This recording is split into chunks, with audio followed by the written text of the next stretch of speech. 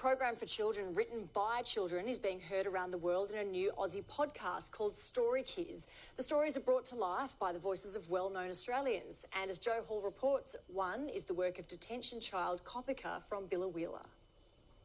From scribblings in a schoolyard to a podcast for a global audience. All the ideas in my head, they're just flowing onto a piece of paper. You get to set your mind free. You can write about anything you want. For 8-year-old Edward CHRISTO, that was about chocolate saving the day. I came up with 1,000 ideas and I nailed it down to one.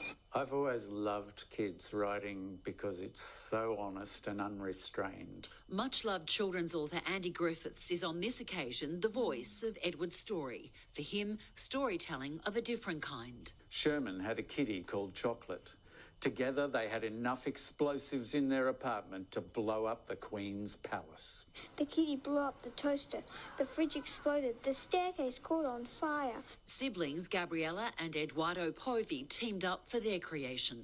Our story is about these two kids, Harold and Pimpy, that are trying to save the world from an alien invasion. As he turns to Pimpy and yells, "She's got a grenade!" And as he says this, Grandma pulls the pin and throws it into the cafeteria full of aliens. The most prolific writers that I have ever had the joy to work with. Actor-performer Virginia Gay brought to life Gab and Ed's collaboration. I think it's incredible, actually, that we have made a globally accessible, a glorious amount of content from here in Australia in the middle of a pandemic, spearheaded by children and two awesome mums. To encourage them to either create a fantasy for themselves or to describe their own reality and what that is and feels like for them. AMELIA CHRISTO is co-creator of StoryKids, audio literacy for children, and now the podcasts. One young contributor is 6-year-old Kopika Murugappan from Billawheeler, who made headlines through her family's plight in detention. It just reflects that she's just a lovely little girl who's written a lovely little fantasy princess story. I climb outside the window to see my friends in my little cubby house in a tree.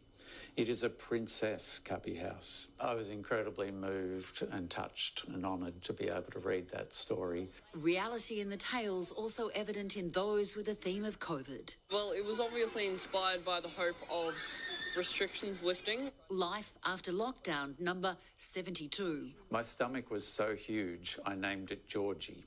And my beard was thicker than the Amazon rainforest. It feels like that this famous person has read my story, something that I've made. It's like, wow. It's a big responsibility to read someone else's story and do it justice. Australian voices telling the stories penned by Australian children, clearly resonating around the world. We get a lovely little breakdown to tell us where, and I'm thinking, wow, this has been heard in India, this has been heard in Europe. Many of us can attest telling a story is not easy, but when you're coming up with a beginning, middle and an end in 100 words, now that's a real talent. Economy is really hard in storytelling, and to get that right is actually really pure and really true. When I'm writing stories, I feel like I'm creating my own world. And what a wonderful world it is.